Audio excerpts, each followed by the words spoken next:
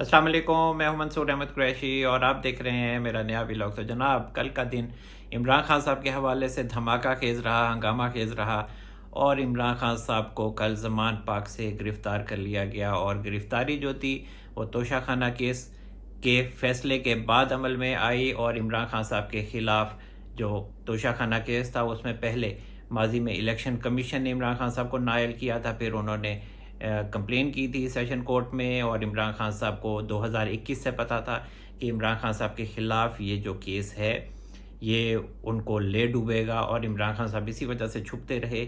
इमरान खान साहब ने बहुत बड़ी वजह ये थी कि पंजाब असम्बली जो तोड़ी, जिसके वज़ीर आला चौधरी परवेज़ इलाही साहब थे, वो भी इसी वजह से भी तोड़ी कि जो तोशाखाना केस है अगर उसका फ़ैसला आता है तो इमरान खान साहब नाअहल हो जाएंगे। और इमरान खान साहब के ख़िलाफ़ जो तोशाखाना केस चला उसमें जो राना इब्रार खालिद साहब थे, रिपोर्टर थे, उन्होंने केस की इब्तदा की थी। सबसे पहले उन्होंने ही ये देखा था, उन्होंने ये नोट किया था कि इमरान खान साहब करप्शन के मुर्तकिब हुए हैं, जालसाज़ी के मुर्तकिब हुए हैं। और जब उन्होंने कानूनी तरीके से तोशाखाना की तफसीलात इमरान खान साहब के हवाले से मांगनी चाहिए तो उन्हें काफ़ी दबाव का सामना करना पड़ा और उन्हें नुकसान भी काफ़ी ज़्यादा हुआ। उनके मुताबिक जो वफाकी एक सेक्रेटरी थे, उन्होंने पहले उनको ख़रीदने की कोशिश की, रिश्वत देने की कोशिश की। उस पे जो राना इब्रार खालिद साहब थे वो नहीं माने।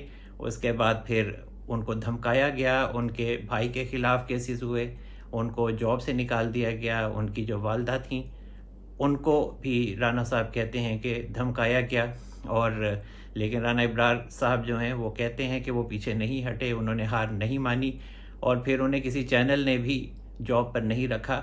लेकिन ये मामला वहीं से खुला और फिर उसके बाद अब तक जो कोर्ट्स हैं पाकिस्तान की, उन्होंने 2002 तक अब तक से लेके 2002 तक का जो भी तोशाखाना केस का रिकॉर्ड था वो पब्लिक करने की हुकूमत को हुक्म दिया। और फिर हुकूमत ने पब्लिक भी किया और फिर जो सियासतदानों का सारा कच्चा चिट्ठा सामने आया वो भी एक रिकॉर्ड का हिस्सा है। और जो इमरान खान साहब हैं उनके ख़िलाफ़ फिर जो रेफरेंस था वो मोहसिन शाह नवाज़ रांझा साहब ने बनाया था।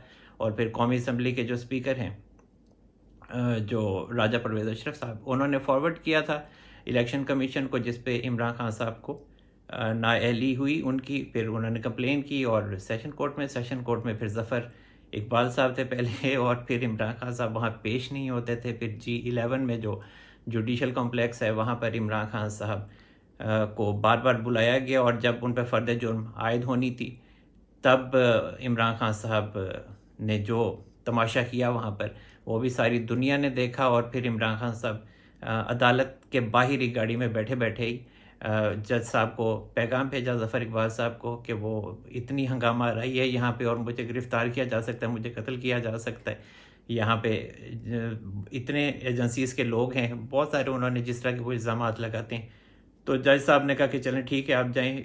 इमरान खान साहब जो थे वो केस की फ़ाइल भी साथ ही ले गए थे। उसके बाद फिर ज़फ़र इकबाल साहब तब्दील हो गए और इमरान खान साहब वो पहली पेशी थी ज़फ़र इकबाल साहब के अदालत में जब इमरान खान साहब तोशाखाना के केस में पेश हुए थे। और इमरान खान साहब ने उस दिन जो फ़र्द जुर्म थी वो आयद नहीं होने दी थी अपने ऊपर। उसके बाद फिर जज साहब तब्दील हुए और फिर हुमायूं दिलावर साहब आ गए। हुमायूं दिलावर साहब ने शुरू में तो ज़रा हल्का हाथ रखा इमरान खान साहब पे। उसके बाद फिर कार्रवाई में तेज़ी आ गई। इमरान खान साहब तब भी ताउन नहीं कर रहे थे, उनके जजेस, उनके जो वकला थे वो ताउन नहीं कर रहे थे। और फिर पहले मई में फ़ैसला उन्होंने किया कि ये काबिल समाअत है जो केस है, क्योंकि इमरान खान साहब का तोशाखाना केस में सिर्फ एक ही पॉइंट था। उनके जो वकला थे, जो ख्वाजा हारिस साहब थे, उनका एक ही पॉइंट था कि जो इलेक्शन कमीशन है वो 120 दिन में गोशवारों की जो जांच पड़ताल है वो कर सकता है और 120 दिन के बाद गोशवारों की इलेक्शन कमीशन जांच पड़ताल नहीं कर सकता।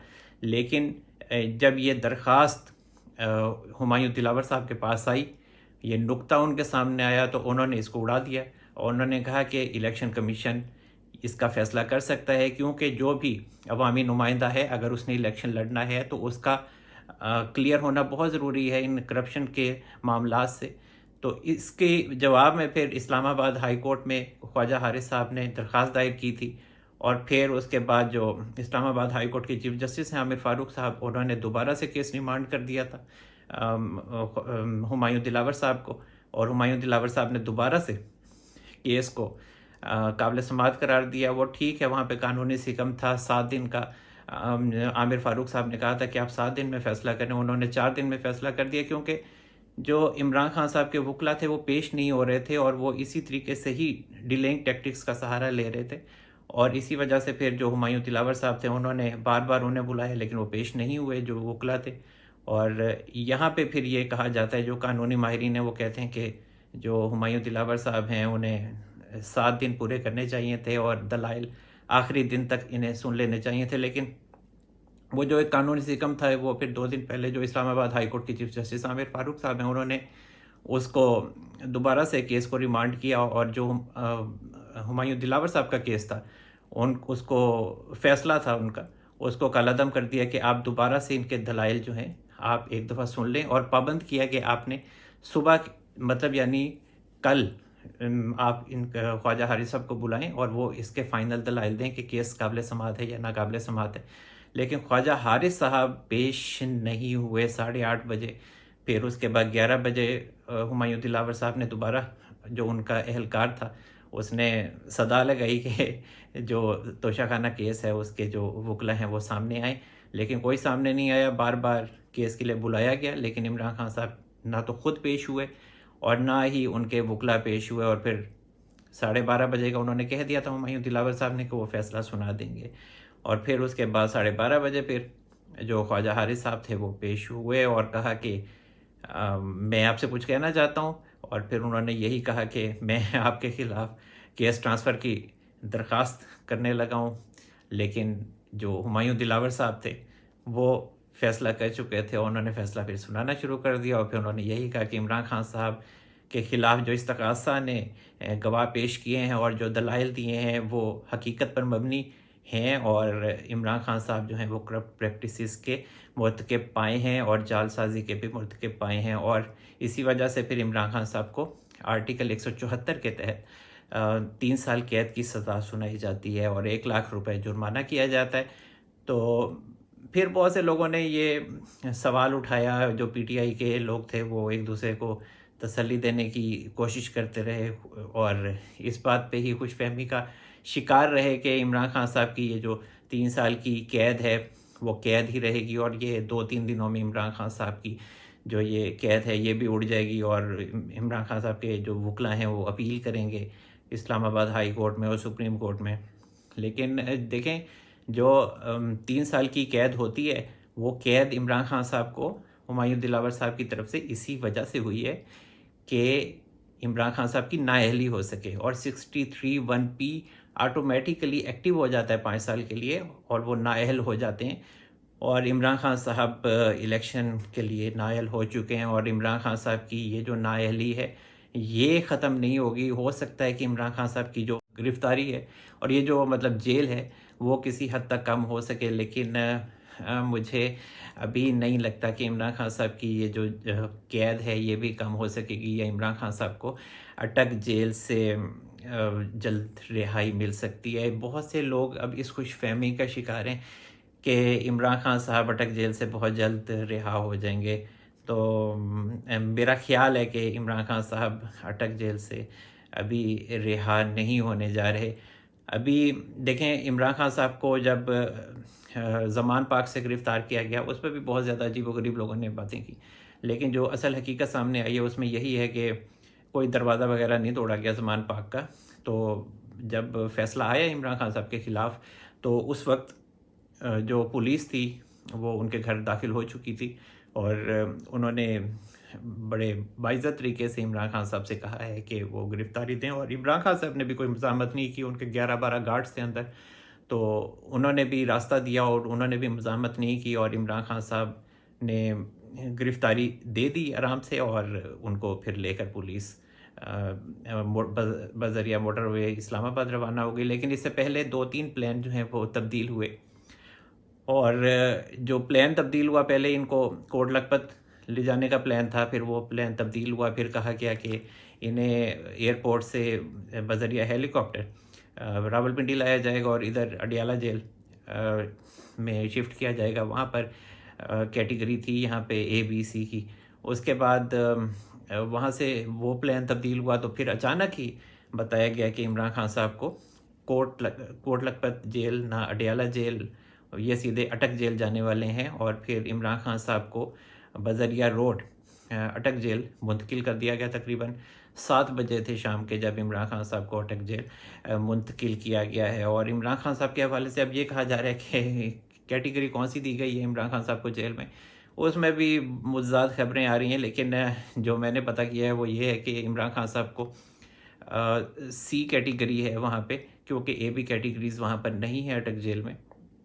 لیکن اٹک جیل جو ہے وہ کوئی اچھی جیل نہیں سمجھی جاتی، اور زیادہ تر جو وہاں پر سیاسی قیدی رہے ہیں وہ اس دور میں رہے ہیں جب مارشل لاز پاکستان میں لگتے رہے ہیں، جن میں میاں نواز شریف صاحب بھی شامل ہیں. غالباً بے نظیر صاحبہ کو بھی وہاں پر کیا گیا تھا، رکھا گیا تھا وہاں پر. تو عمران خان صاحب ہوں یا خواجہ آصف صاحب ہوں اور بھی دیگر مسلم لیگ نون کے جو رہنما ہیں وہ وہاں پر رہے ہیں. اور عمران خان صاحب کو C کیٹیگری جیسا کہ میں نے بتایا دی گئی ہے. وہاں پر ان کو جو سہولیات ہیں وہ ایک تو پنکھا ہے اور کولر بھی ہے وہاں پر، ایئر کولر، اور انہیں گدا دیا گیا ہے. تو باقی یہ کہنا کہ چٹائی دی گئی ہے، پنکھا نہیں ہے، کچھ نہیں ہے، تو ایسا نہیں ہے. اب اتنا بھی نہیں ظلم کر رہے. تو عمران خان صاحب ایک سیاسی قیدی ہیں، ایک سابق وزیر اعظم بھی رہے ہیں، تو ان کو وہاں پر C کیٹیگری میں رکھا گیا. اور ابھی جو PTI کے رہنماؤں کی اور جو ان کے سپورٹرز کی خوش فہمیاں ہیں کہ عمران خان صاحب جلد رہا ہو جائیں گے، تو درخواستیں دائر ہوں گی سپریم کورٹ میں، اور دائر ہو بھی رہی ہیں. لیکن عمران خان صاحب کا ابھی فی الحال بچنا مشکل لگتا ہے. ابھی وہ دن جا چکے ہیں. یہ میں آپ کی خوش فہمی دور کر رہا ہوں. جو PTI کے لوگ ہیں وہ بہت برا بھلا کہتے ہیں اور وہ اتفاق نہیں کرتے. ٹھیک ہے آپ اتفاق نہ کریں، لیکن گالیوں کا بھی سلسلہ یہ بند ہونا چاہیے. جس طریقے سے آپ لوگ آرام سے بات نہیں کرتے، گالی سے جواب دیتے ہیں. تو یہی وجہ ہے کہ آج آپ لوگ اس جگہ پر پہنچے ہیں. عمران خان صاحب بھی آج اس جگہ پر پہنچے ہیں. عمران خان صاحب کی ضد، انا اور اقتدار کی ہوس عمران خان صاحب کو یہاں تک اٹک کی جیل تک لے آئی ہے.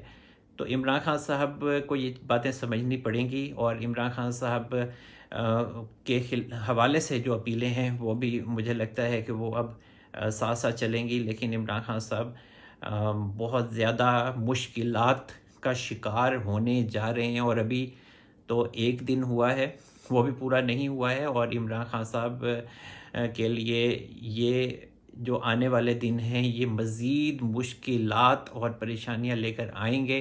اور عمران خان صاحب کے حوالے سے میں بتا دوں کہ عمران خان صاحب اس کے لیے ذہنی طور پر تیار نہیں ہے. ہر انسان کا ایک مزاج ہوتا ہے جس کے مطابق وہ صورتحال سے لڑتا ہے، لیکن عمران خان صاحب کبھی اس طریقے سے نہیں رہے ہیں. اور عمران خان صاحب نے میرا نہیں خیال کہ ایسی کوئی جیل کبھی کاٹی ہے. باقی جو سیاستدان ہیں وہ جاتے رہے ہیں، رانا ثناء اللہ صاحب ہیں، یا میاں نواز شریف صاحب بھی جیل کاٹ چکے تھے، آصف علی زرداری صاحب جیل کاٹ چکے تھے، یہ سب لوگ جیل کاٹ چکے ہیں. لیکن یہ اٹک جیل عمران خان صاحب کے لیے خاصی مشکل ہوگی اور ہے.